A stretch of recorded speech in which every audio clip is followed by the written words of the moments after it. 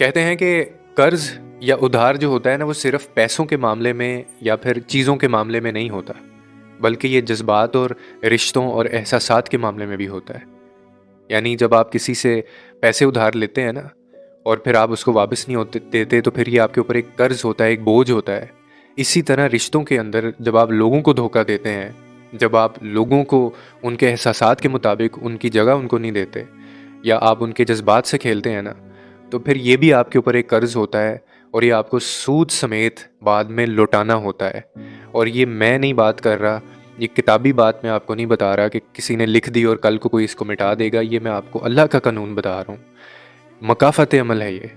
कि आपने इस दुनिया के अंदर जो चीज़ दी है वापस लौट के आएगी आपके पास। अब चाहे वो खुशियाँ थीं, खुशियाँ मिलेंगी, किसी को तकलीफ़ दी है तकलीफ़ मिलेगी, किसी को आपने गम दिया है गम मिलेंगे, आंसू किसी के आपने बहाए हैं तो आपकी आंखों में वो फिर आएंगे।